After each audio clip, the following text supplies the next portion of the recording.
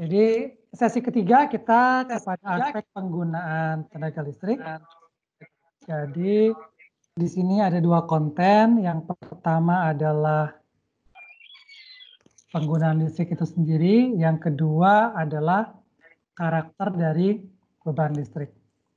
Nah, mungkin bisa kita mulai bahwa ketika kita bicara sistem transmisi listrik yang teman-teman sekarang sudah paham dari sesi yang sebelumnya bahwa kita akan fokus di konsumsi listrik atau beban listrik yang biasanya di tegangan rendah 110 volt kalau di Amerika atau 220 volt kalau di Indonesia, Eropa kontinental atau 380 volt di industri. Dan kita tahu bahwa listrik pemakaiannya itu sangat fleksibel. Kita sudah bahas bahwa dia versatile, dia bisa untuk jadi panas, jadi cahaya, untuk sinyal komunikasi, untuk gerak itu sangat mudah dilakukan konversinya dengan menggunakan listrik.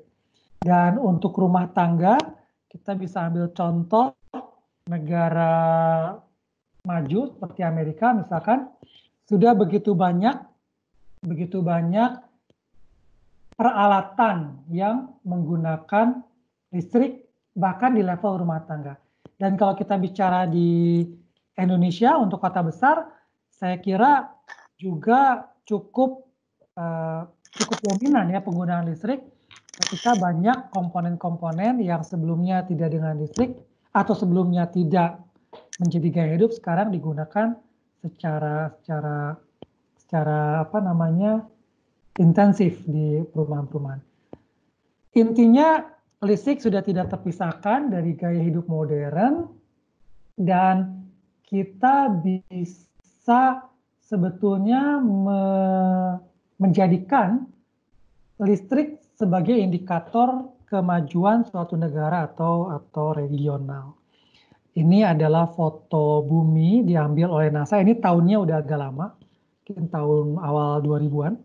Tapi masih menggambarkan, kita lihat bagian bumi yang terang-terang itu memang kalau di zoom itu negara dengan praktis sambungan listrik 100%. Jadi ini bisa menjadi indikator, dan kalau kita mengambil indikasi lain ketersediaan listrik, nah di sini kita sudah bahas di awal apa itu bedanya watt daya dengan watt hours energi. Ini adalah gambaran ketersediaan listrik di negara-negara. Kenapa negara-negara ini? Ya, ini sebetulnya karena beberapa saya pernah tinggal di sana, dan yang lainnya karena relatif dekat dengan Indonesia atau dia jadi indikator superpower di dunia seperti Cina sama Amerika. Intinya kalau dibandingkan dengan negara lain, Indonesia cukup sebetulnya. Tapi memang kalau kita bandingkan dengan negara sekitar, Malaysia, kita lihat dengan jumlah penduduk Malaysia berapa ya? Malaysia itu sekitar 1/5, nggak lebih. 1/7 ya. 1/8 kita. Tapi jumlah energi terpasangnya kurang lebih setengah kita. Belanda bahkan lebih tinggi lagi rasionya, Swedia juga. Kemudian per kilowatt hours kita sudah meningkat dalam 10 tahun dari 500 menjadi 1000, tetapi masih kurang lebih 1/3 Malaysia, 1/4 Cina, 1/7 Belanda, 1/14 Swedia, 1/12 Amerika. Mungkin Swedia ini agak spesial karena di sana negaranya dingin sehingga penggunaan listrik memang lebih dominan. Tapi artinya poin di sini adalah bahwa listrik tidak terpisahkan dan kita sebetulnya masih punya banyak ruang untuk meningkatkan keperluan listrik kita. Satu hal keperluan listrik, ketersediaan listrik, di sisi lain adalah keandalan listrik, artinya tidak cuma harus tersedia, tapi juga listrik itu harus stabil ketersediaannya. Karena kita tahu ada gangguan-gangguan sistem listrik yang bisa terjadi di level individual, misalnya rumah kita atau komplek kita, wilayah zona atau misalnya kota atau daerah, dan total skala besar atau blackout yang bisa menyebabkan gangguan yang signifikan dari sisi ekonomi karena operasi pabrik terhenti, pelayanan komersial terhenti, komunikasi terganggu, atau kekacauan karena misalkan terutama transportasi sistemnya tidak bisa berjalan, bandara, stasiun kereta api terganggu, bahkan mungkin korban jiwa ketika misalkan operasi rumah sakit terganggu, lagi bedah, tiba-tiba listriknya mati, kalau backupnya tidak kuat, itu tentu akan berbahaya. Atau kebakaran, ya, misalnya ketika gangguan listrik hubung singkat menyebabkan alat terbakar, kemudian menyebabkan terbakar. Saya kira kita semua sekarang mungkin akan lebih paham dampak gangguan listrik ini ketika kita sendiri mengalaminya 4 Agustus tahun lalu, bagaimana blackout atau mati listrik skala besar terjadi di Jakarta dan banyak wilayah di Pulau Jawa. Jadi terjadinya 4 Agustus dan pemulihannya cukup memakan waktu di beberapa tempat hingga berjam-jam, lebih dari beberapa jam, yang juga meliputi wilayah yang sangat luas praktisnya. Jadi Provinsi Banten dan DKI Jakarta terkena dampaknya, kemudian sebagian Jawa Barat, sebagian besar Jawa Barat, dan sebagian dari Jawa Tengah. Nah, sebetulnya kita perlu menjawab pertanyaan permasalahan utamanya apa. Kita bisa menggunakan analogi, mungkin teman-teman familiar dengan ini. Kalau kita mau membeli atau mendapatkan suatu produk, kita ingin yang kualitasnya terbaik, harga termurah, dan diselesaikan dalam waktu secepat mungkin. Hanya sayangnya kita tidak bisa, kalau seringkali kita harus memilih dua. Ketika kita ingin yang kualitasnya bagus dengan harga yang murah, kita mendapatkannya bisa lama. Kemudian ketika kita ingin kualitas yang baik dengan cepat dapatnya, harganya akan mahal, bahkan mahal sekali. Dan ketika kita ingin cepat, harganya murah, kualitasnya jelek. Ini sebetulnya analogi yang sama dengan trilema bidang energi. Jadi ada ini di level dunia, mereka menggunakan trilemanya adalah energy security, energy equity, dan environmental sustainability.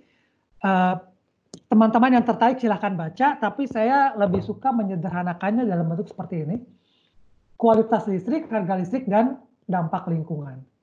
Ini tantangan yang juga kita hadapi ketika kita menggunakan listrik. Kita ingin yang kualitasnya baik, dan ramah lingkungan, dan harganya murah.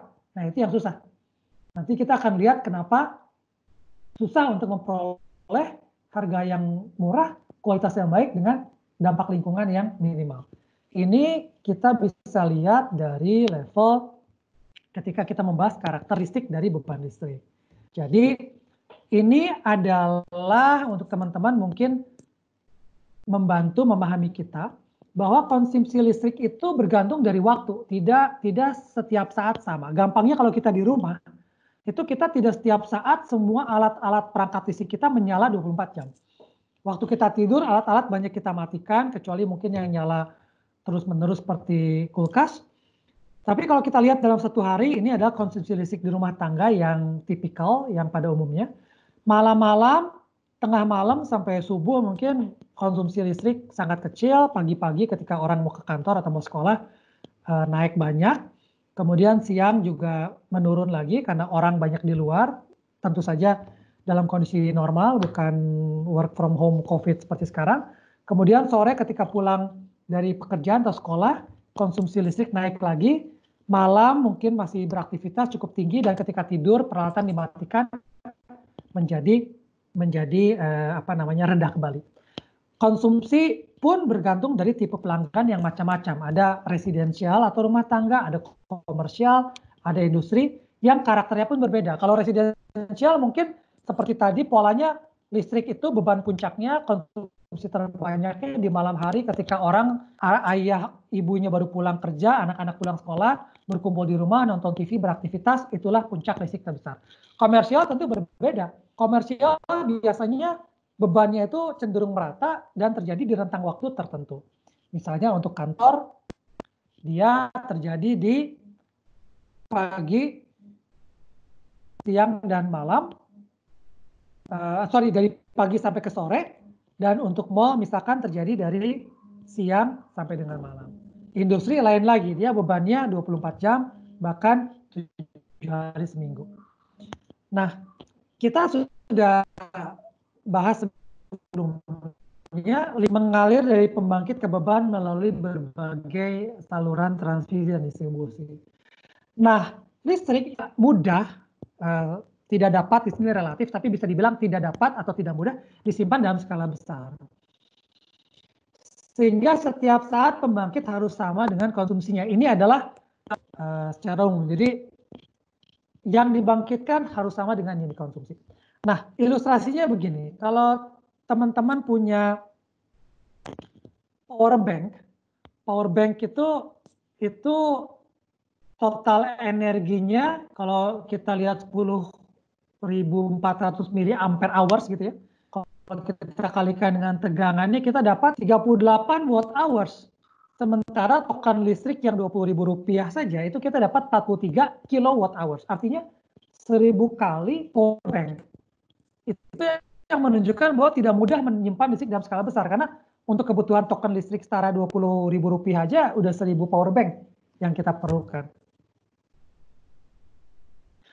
Nah, masalahnya di mana? Masalahnya jadi ini adalah contoh pengukuran beban listrik di suatu diukur selama setahun 24 jam. Kita lihat setiap titik itu menggambarkan konsumsi listrik pada suatu jam pada suatu hari. Beda-beda, tidak selalu sama. Dan ketika kita ambil rata-ratanya, kita tetap lihat bahwa rata-ratanya meskipun tadi ya tidak terlalu tidak selalu sama di setiap saat setiap hari, tetapi pola rata-ratanya kurang lebih menggambarkan data-data yang ada di sini. Secara operasi listrik klasik, ini dalam tanda kutip mudah untuk kita seimbangkan, karena ketika nomor 1 beban bervariasi, kita bisa nomor 2 mengatur asupan bahan bakar ke nomor 3 pembangkit listrik berbahan bakar fosil yang kita miliki. Sehingga ketika bebannya rendah, bahan bakar kita kurangi, ketika bebannya tinggi, bahan bakar kita tambah, sistem selalu seimbang, jumlah pembangkit selalu sama dengan jumlah yang dikonsumsi oleh beban. Nah, masalah di renewable adalah ini. Ketika kita menggunakan listrik tenaga angin, ini kita ukur, ini dari pengukuran nyata, kita lihat bahwa output tenaga angin rata-rata 30%, 40%. Kita bisa bilang, oh bagus ya, ini keluarannya rata. Tetapi ketika kita lihat, ini yang hijau ini angka setahun, yang biru ini angka per bulan. Ketika kita lihat rata-ratanya ini relatif stabil, data hariannya itu sebetulnya seperti ini. Artinya setiap hari itu berbeda angin yang bertiup. Hal yang sama terjadi di pembangkit listrik tenaga matahari. Nah, tenaga matahari apalagi kita pertama hanya ada di siang hari, dan kalau ada awan lewat itu terjadi kehilangan pembangkitan listrik.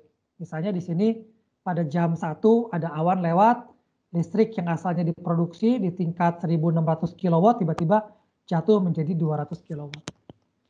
Nah, ini saja menggambarkan, kalau kita konklusikan, ini yang menggambarkan bagaimana kemudian kita bisa lihat ketika kita mengharapkan kualitas yang tinggi, itu adalah kualitas yang kita bisa dengan mudah mengatur pembangkit setiap saat untuk bisa memberikan output energi yang kita inginkan. Dan tadi teman-teman sudah lihat ketika kita menggunakan listrik dari angin atau matahari yang sebetulnya baik untuk lingkungan, kualitasnya tidak begitu saja mudah didapat karena kita mesti mengkompensasi kondisi ketika misalkan listrik dibutuhkan sementara angin tidak bertiup, atau listrik dibutuhkan sementara panel surya tertutup oleh matahari. Dan tentu saja semua itu akan tergambar dari sisi harganya. Nah, ini kita simpan sebagai trilema karena inilah yang kemudian memberikan gambaran tentang tantangan listrik energi baru terbarukan di Indonesia. Sekarang kita akan membahas dari dua sisi. Pertama, dari sisi pembangkitan listriknya, kedua dari sisi penggunaan listrik. Ketika kita bicara dari sisi pembangkitan listrik, misalkan kita balik lagi ke sistem tenaga listrik klasik arus bolak-balik, di mana pembangkit itu listrik mengalir dari pembangkit, transmisi, distribusi, dan ke beban. Nah, pola teknologi yang seperti ini kemudian memunculkan model bisnis yang membuat pada awalnya paling tidak bahwa economic of scale ya. Jadi bahwa ketika kita membuat sesuatu lebih besar itu lebih ekonomis. Maka ketika listrik ini mulai dibangun menjadi sistem yang besar, sistem yang terinterkoneksi, yang saling terhubung di berbagai daerah, yang terjadi adalah orang menggunakan pembangkit atau membangun pembangkit yang besar untuk mensuplai beban di daerah yang sangat luas. Yang terjadi apa? Ada pembangkit-pembangkit besar, ada jaringan listrik transmisi dan distribusi yang sangat luas, kemudian ada pelanggan yang sangat banyak yang dilayani. Jadi model bisnis yang terjadi secara natural adalah sentralistik, aliran satu arah dari pembangkit besar ke pelanggan dengan prinsip bangun sistemnya, kita bisa menyambung dan kita bisa mendapat aliran listrik. Nah, tentu saja di dunia ini tidak ada yang semuanya indah, selalu ada konsekuensinya. Ketika kita membangun dengan skala besar, banyak yang membangun dengan PLTA, tapi hydro itu tidak tersedia di banyak tempat, tidak selalu tersedia di setiap tempat, maka batu bara menjadi pilihan yang paling mudah pada waktu itu, karena memang efisiensi pada batu bara itu artinya kandungan energi pada batu bara itu sangat tinggi dibanding sumber energi yang lain. Jadi bayangin teman-teman kalau kita pembangkit listrik tenaga batu bara harus memindahkan sekian ton batu bara untuk megawatt yang sama atau megawatt hours yang sama, mungkin kita perlu sekian kali lipat bahan bakar yang dipindahkan kalau kita misalnya memakai kayu bakar. Ini hanya untuk ilustrasi saja. Nah, hanya itu tadi, ada sisi konsekuensi dampak negatifnya ketika kemudian polusi udara dalam emisi CO2. Dan ini biasanya yang kemudian mungkin teman-teman dari penggiat lingkungan lebih memahami bagaimana kemudian orang mulai berpikir ada kekhawatiran ketika melihat polusi udara yang semakin dominan. Nah, bersyukur bahwa di sisi lain teknologi energi baru terbarukan juga tumbuh dengan berkembang dengan sangat baik. Ini misalkan di teknologi angin, di tahun 80-an turbin itu angin diameternya masih beberapa meter saja dengan daya yang dibangkitkan masih beberapa puluh atau ratus kilowatt saja. Sekarang sudah mencapai dengan mudah satu turbin beberapa megawatt, artinya beberapa puluh bahkan ratus kali lipat daya dari teknologi pembangkit listrik tenaga bayu atau tenaga angin di beberapa puluh tahun sebelumnya. Di panel surya lebih dahsyat lagi ketika penurunan harga yang terjadi itu sangat agresif di 15 tahun terakhir. Jadi di tahun 80-an bahkan per wattnya itu harga masih bisa mencapai 20, hampir 20 dolar. Bahkan kalau yang efisiensinya tinggi itu di atas 20 dolar per watt peak. Sekarang di tahun 2020 sudah di bawah 1 dolar. Nah, ini yang kemudian membuka peluang penggunaan panel surya ini untuk berbagai kebutuhan, terutama kebutuhan konsumer untuk membangkitkan listriknya sendiri. Karena dia itu fleksibel dalam arti kata bisa ukurannya 1 meter persegi, bisa 2 meter persegi gitu ya. Tidak mesti langsung ratusan megawatt. Kemudian dia modular, bisa dipecah-pecah jadi berapa unit, dan bisa murah kalau kita melihat dia bisa dipasang di tempat yang kecil yang mungkin kita tidak perlu lagi bayar lahannya, dan menjadikan konsumen jadi produsen atau prosumer. Nah, ini yang kemudian sekarang orang melihat menjadi teknologi disruptif yang ketika dia dipasang di di rumah tangga atau dipasang di komersial, dia bisa menjadi suatu bisnis model yang baru. Bisnis model yang baru yang juga terkait dengan penggunaan listrik. Yang tadinya customer itu hanya bisa berurusan bisnis dengan perusahaan besar yang monopolistik, sekarang sebetulnya mempunyai alternatif, tentu saja apabila dimungkinkan oleh regulasi, untuk bisa mengenerate listriknya sendiri, sesuatu yang tidak bisa dilakukan beberapa tahun yang lalu. Dan ini membuat pola bisnis yang berbeda, yang jika dimungkinkan maka aliran arus listrik tidak hanya searah dari pembangkit besar ke beban, tetapi juga bisa ada aliran bolak-balik dari beban ke arah transmisi dan pembangkit. Dan ini adalah bentuk bisnis model yang baru yang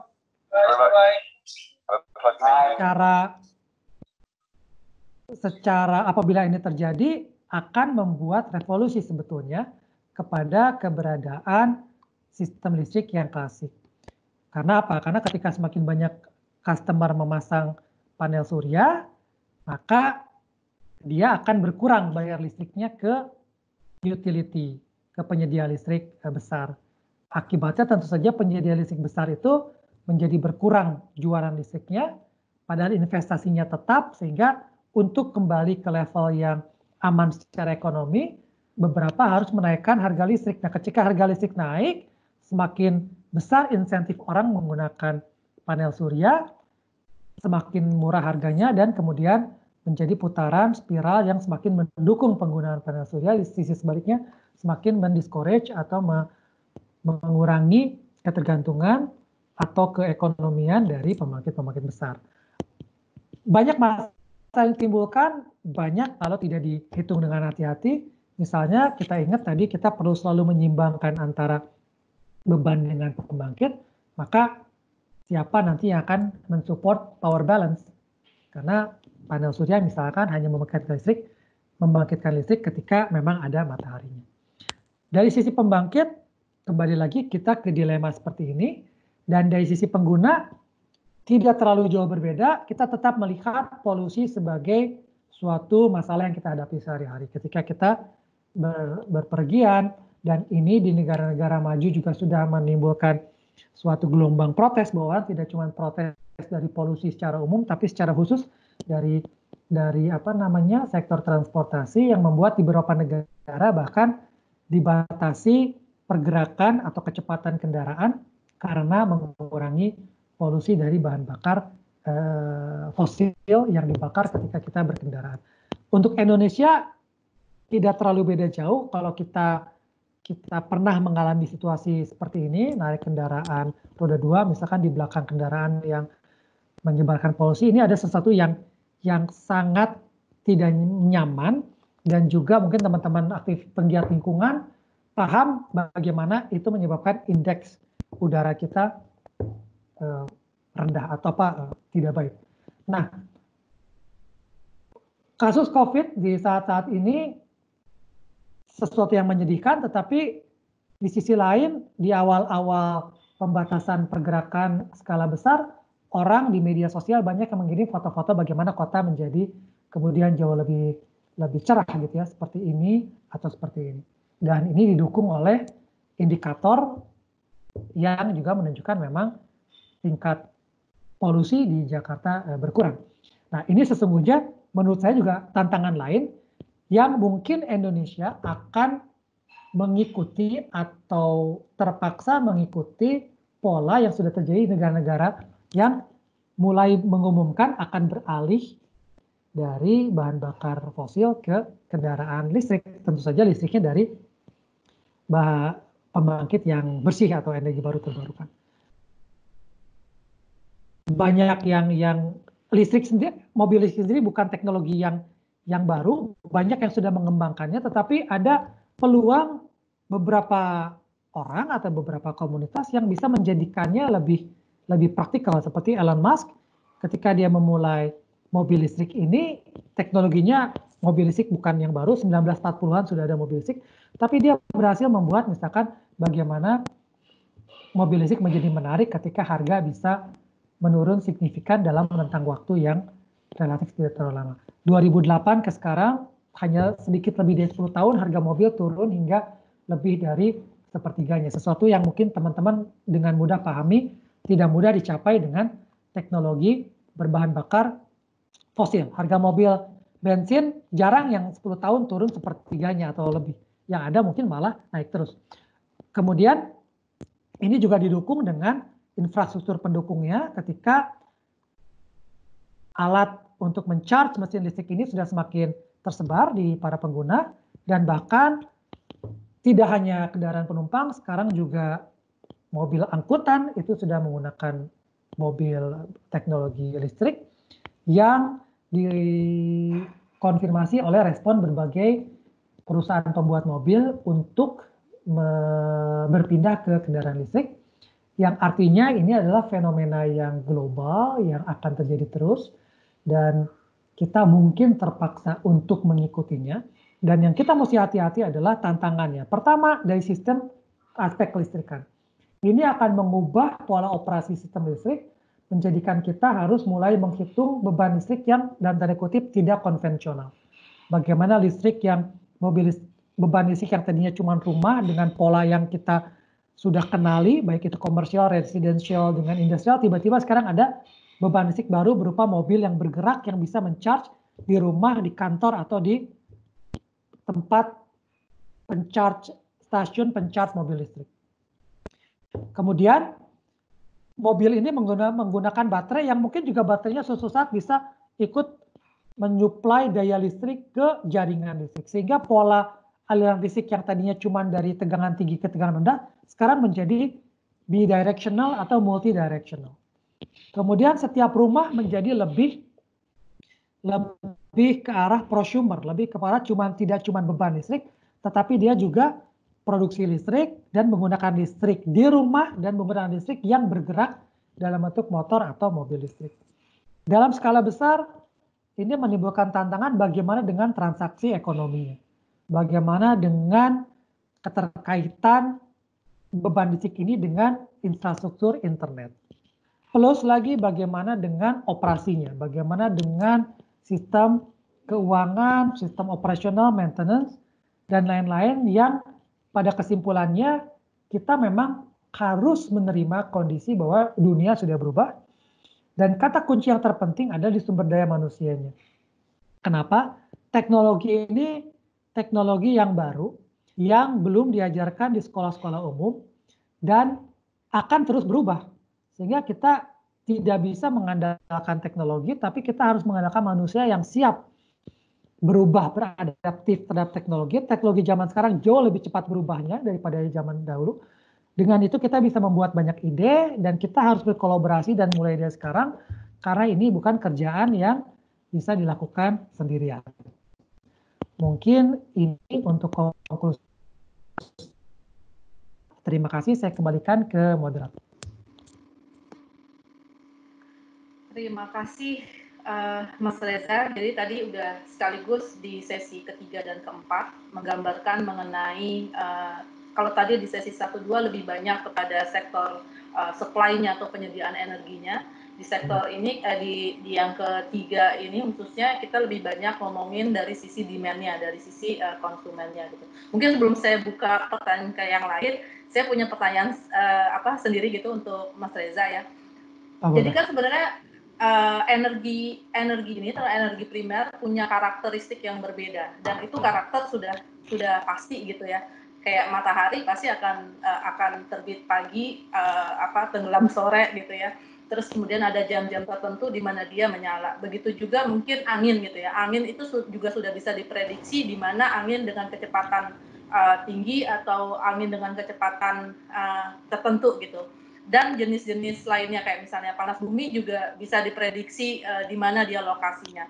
Nah, pertanyaan menggelitik adalah dengan karakteristik yang berbeda ini, seberapa mungkin misalnya sistem energi di Indonesia, karena setahu saya pasti sistem energi di negara-negara lain juga akan berbeda gitu ya, tergantung mungkin geografis, kemudian tergantung juga dengan kondisi demand-nya dan lain-lain.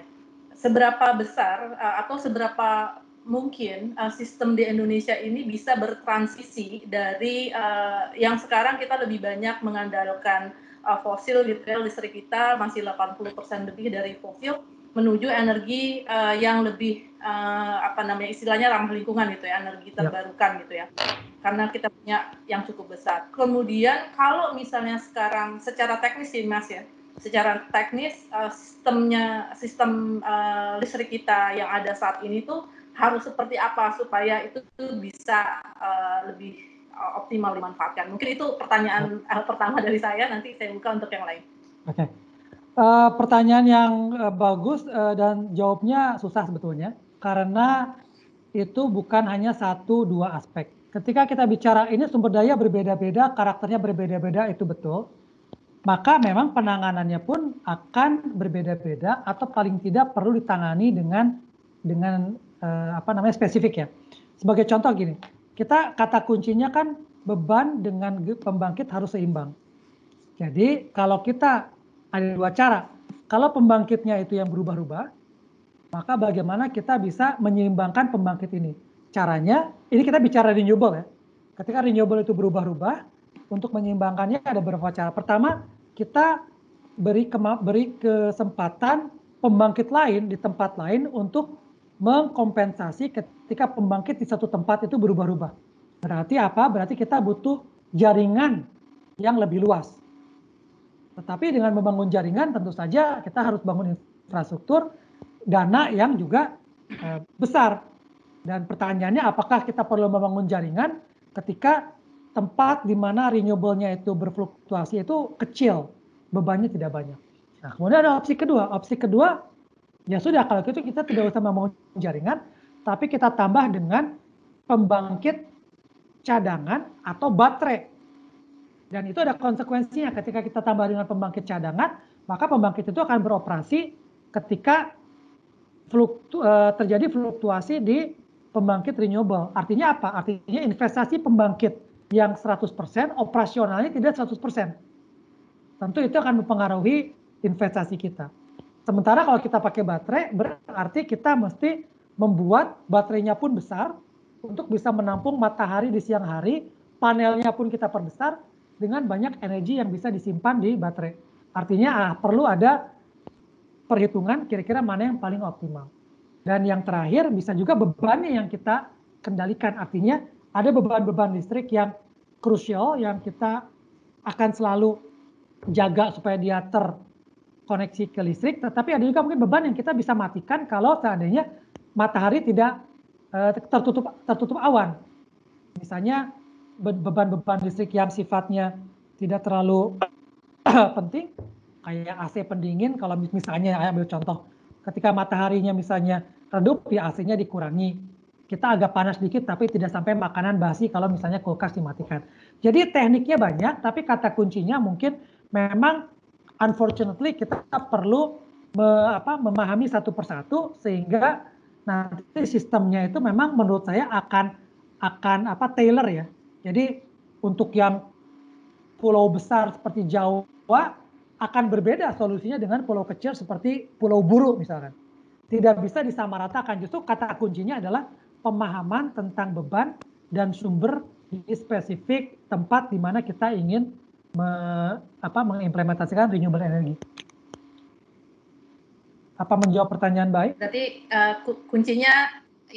kuncinya sistemnya harus desentralisasi ya, Mas ya, nggak bisa sentralisasi kalau tidak bisa disamakan ya. Artinya kalau mau sentralisasi kan berarti pulau-pulau kecil pun harus terhubung ke seluruh.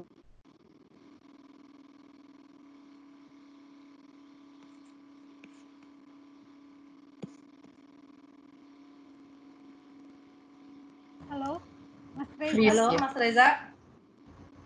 Mas Reza, ini saya yang freeze atau Mas Reza yang freeze ya? Mas Reza kayaknya. Oh, Mas Reza. Oke. Ai, nanti ada pertanyaan dari Pak Warsito ya. Oke, ini ada 3 kayaknya, ada Pak Warsito, ada Za, dan ada Rizkia. Kiki. Mungkin nanti pertanyaannya singkat, langsung menuju ini ya. Wah, ini Mas Reza. Padahal penjelasannya lagi penting banget nih, sentralisasi. Sentralisasi dan Bisa diulang, desentralisasi. bisa nggak ya minta diulang? Aduh. Ya hilang deh. Sinyal. Ya, mungkin aku coba ini kontak dulu. Ya, jadi Nah, ya, sudah join. Oke, ya. Oke, Mas, tadi Ya. sempat putus ya. Ya. Boleh tadi terputus penjelasannya baru sampai di desentralisasi. Diulang sedikit, Mas. Jadi mungkin statementnya adalah bahwa kondisi yang berbeda itu membuat penanganan pun akan berbeda. Kayak tadi kalau kita mau sentralisasi, berarti kan seluruh pulau-pulau ini mesti terhubung. Dan menurut saya itu tidak praktikal. Sementara untuk desentralisasi kita akan menghadapi kondisi ketika fleksibilitas untuk mengkompensasi fluktuasi pembangkit di satu tempat menjadi lebih terbatas. Jadi memang tidak ada one solution. Konsep-konsepnya macam-macam dan memang ya harus per kondisi ditangani secara khusus. Apalagi untuk kondisi Indonesia yang kepulauan ini gitu. Begitu mungkin baik. Kepulauan. Ya. Oke. Mas Reza, ada pertanyaan, ini akan dibuka 3 pertanyaan. Mungkin yang PR dulu dari tadi ya, Bay. Pak Warsito lebih dahulu, kemudian dari Zah, dan dari Kiki. Kenapa? Sorry. Sebelumnya ada pertanyaan tadi yang dari sesi sebelumnya, mungkin bisa dari situ dulu. Dari Niki maksudnya kayaknya. Oh iya betul. Silahkan Niki. Kalau nggak salah yang biogas ya? Bukan, tantangan ya, tantangan. Indonesia, Adnon. Ya, Indonesia SDA-nya banyak. Kalau tidak Energi salah, terbarukan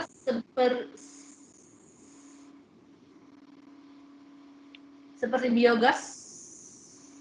Tadi Mbak Niki masih ada nggak? Mas Kalau Niki tidak pertanyaannya tadi di Indonesia Masih- itu kan potensi masih SDA-nya ada. banyak. Oke, silakan. Oh ya, Iya, Niki. jadi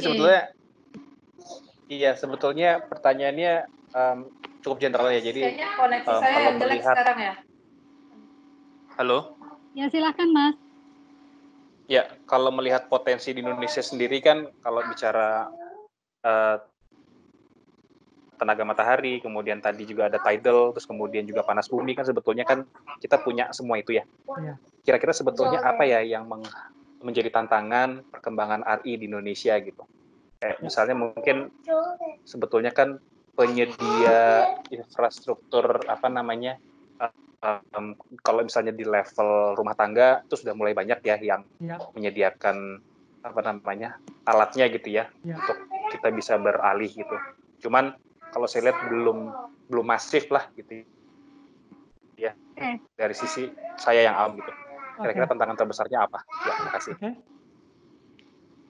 Mungkin mau pertanyaan berikutnya dulu ya. Pak Warsito.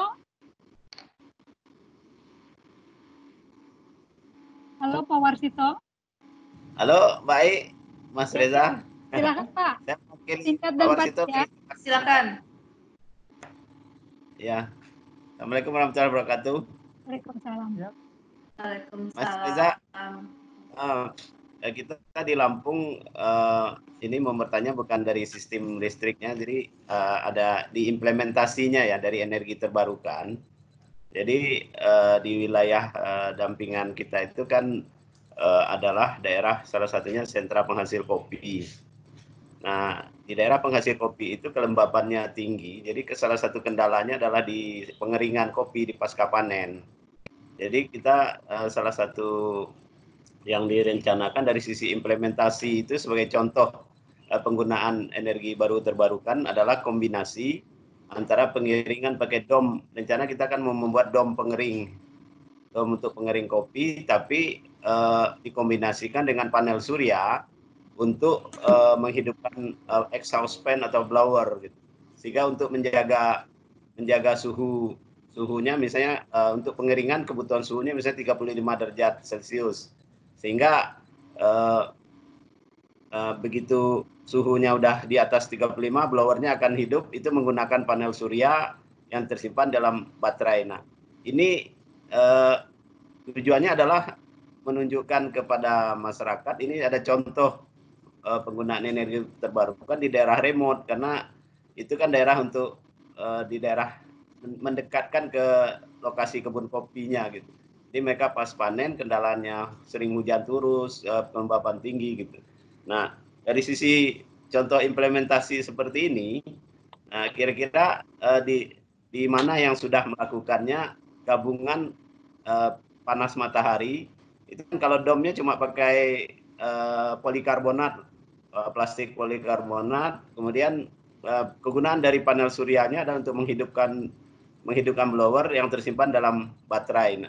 Nah, ini implementasi yang seperti ini yang sudah melakukan contoh-contoh yang bisa jadi contoh di mana gitu, Pak Reza? Ini kan, Mas, sementara itu Mbak. Oke, terima kasih. Ibu Azza, kalian? Ya, pertanyaan saya untuk pengembangan kawasan wisata yang dilalui sungai itu tuh lebih affordable mana untuk instalasi dan maintaining-nya antara penggunaan PLTMH dan atau PLTS. Dengan kondisi existing tuh sudah ada 1 unit PLTMH cuma belum bekerja dengan maksimal. Itu, terima kasih. Satu lagi dari Muhammad Hasan.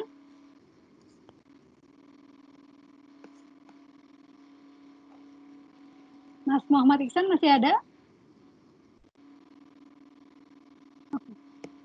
Saya bacain aja, apakah monopoli distributor listrik oleh PLN menjadi tantangan bagi energi terbarukan di Indonesia? Bagaimana Pak Reza melihat ini? Terima kasih. Oke, bagus-bagus pertanyaan. Yang pertama tentang tantangan renewable di Indonesia, menurut saya memang kita butuh butuh volume lah, butuh orang-orang yang memahami ini dan mau bergeraknya lebih banyak. Karena bagaimanapun renewable energy ini masalah yang baru, ya relatif baru lah ya, artinya, dan di sisi lain investasi yang dibutuhkan itu banyak investasi yang besar ketika kita bicara menggantikan pembangkit listrik skala besar.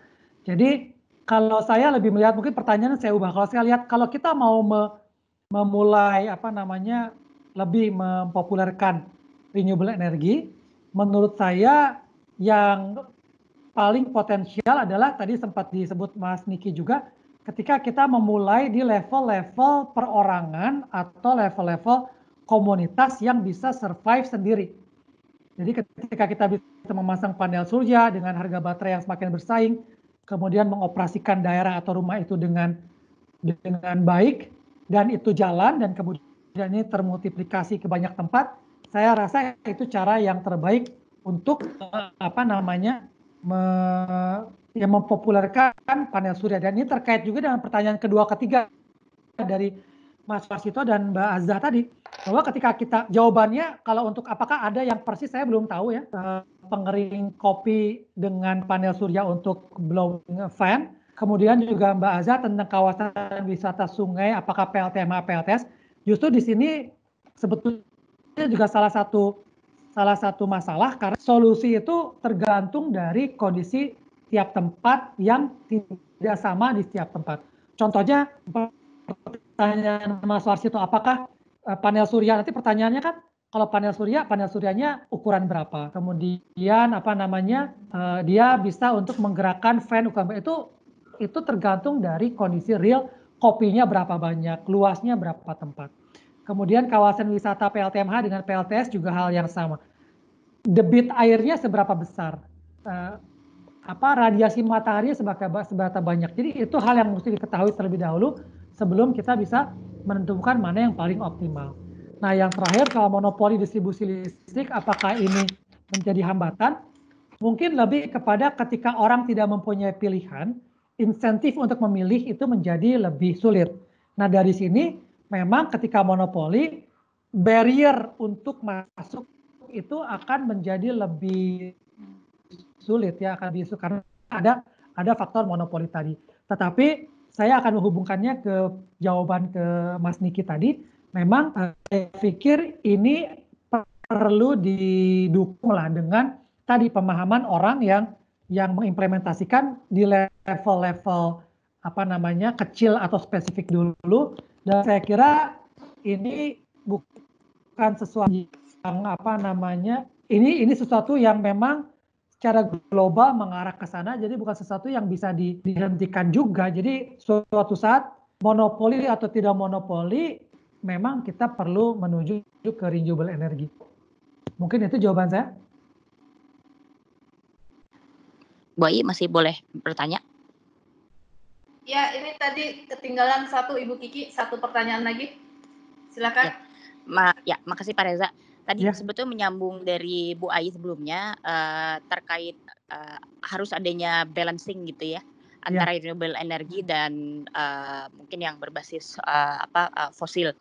Artinya sebetulnya energi berbahan baku fosil itu tetap diperlukan, hanya saja sifatnya untuk security ya. Karena tadi mengingat bahwa energi yang terbarukan ini ada karakteristik fluktuatifnya. Tapi tadi masalahnya tadi yang disampaikan oleh Pak Reza bahwa skala keekonomiannya si power plant yang berbasis fosil ini menjadi dipertanyakan, kan bisa jadi nanti dia tidak masuk ke skala ekonomi sehingga perlu di custom kira-kira seperti apa, lebih ke tailor made gitu. Nah, pertanyaan saya sebetulnya dari situ ada dua, Pak. Jadi satu, apakah ada business practices yang sudah dilakukan mungkin di luar yang memang bisa mencapai skala ekonomi dengan sistem integrasi tadi. Lalu yang kedua adalah apakah mungkin sebetulnya PLN ke depan karakter fungsinya sebagai BUMN itu yang menjual listrik itu sudah tidak relevan lagi karena dia mungkin fungsinya hanya servis saja untuk hanya sekedar keamanan, jadi tidak bisa dijadikan usaha lagi, bukan tidak bisa dibisniskan lagi gitu si penyediaannya karena memang tujuannya untuk security saja.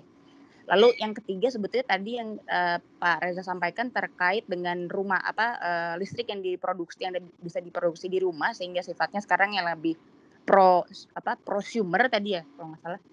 Itu apakah artinya sebetulnya kita ke depan barangkali masing-masing rumah itu bisa mengenerate listrik sendiri dan bisa menabung, contohnya misalnya tidak hanya dari solar PV, barangkali misalnya kita mau lebih irit lagi, misalnya mau bikin generator dari naik sepeda sekaligus diet atau apa, maksudnya itu bisa jadi tabungan listrik juga kan Pak ya sebetulnya. Ya, terima kasih itu aja. Ya menarik Mbak. Jadi yang pertama tadi soal itu renewable, memang biasanya dalam bentuk mesti ada yang mengkompensasi. Jadi tadi kita sempat diskusi juga bisa mengkompensasi dalam bentuk baterai, bisa mengkompensasi dengan pembangkit listrik lain yang bisa diatur, dikendalikan pengeluarannya, dan itu macam-macam. Dan nggak cuma bahan bakar fosil, yang bahan bakar renewable pun ada yang bisa diatur keluarannya seperti misalkan PLTA. PLTA kalau kita punya bendungan yang besar itu bisa buat menampung air yang kita bisa gunakan untuk menjadi balancing power dari energi renewable yang intermittent ya.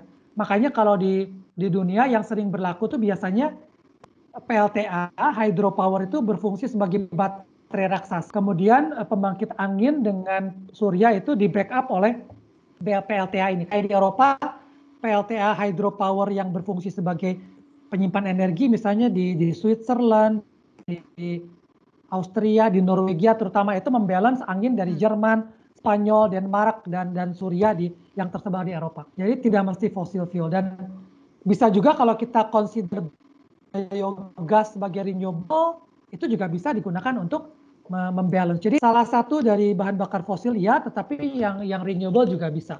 Mungkin fosil yang sekarang banyak dikonsider untuk membackup itu adalah bahan bakar gas ya. karena selain dia relatif emisinya lebih rendah dibanding batu bara, dia juga secara teknologi responnya bagus untuk membackup fluktuasi dari renewable. Jadi itu untuk yang pertama. Nah untuk yang kedua, sorry saya agak lupa, yang kedua tadi pertanyaan apa? Yang ketiga kan soal fungsi PLN.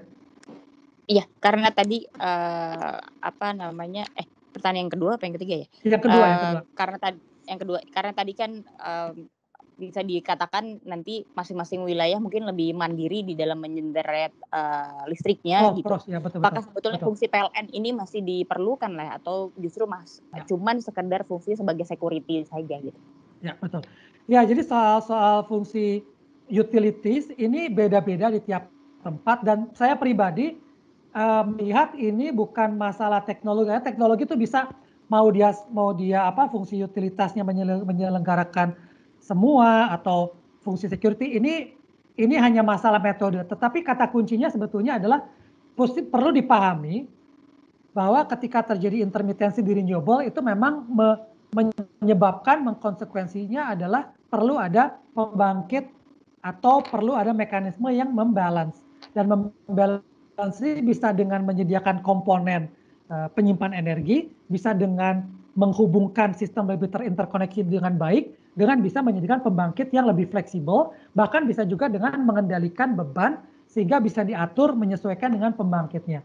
Dan apakah ini terbaik dijalankan di skala utility atau skala distrik atau individual, saya pikir tergantung dari kesiapan sumber daya manusia dan infrastrukturnya. Jadi tergantung dari kesiapan mungkin individu, ujungnya kesiapan sumber daya manusia.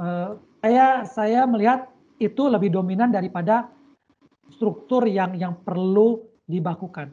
Nah untuk yang pertanyaan ketiga, kalau kita rumah jadi prosumer, kemudian kita mau menabung lebih banyak energi, ya itu bisa sekali. Dan tadi dibicarakan soal listrik dengan tenaga sepeda statis itu di bunker-bunker pertahanan waktu Perang Dunia Kedua di Eropa, itu bunker-bunker itu pembangkit generatornya itu berbahan bakar bertenaga sepeda. Jadi orang mengayuh sepeda statis yang membangkitkan listrik di generator untuk menyalakan listrik di bunker-bunker tersebut. Jadi ketika rumah jadi prosumer, segala kemungkinan pembangkitan betul akan membuat rumah itu lebih independen lah sebagai produsen generator.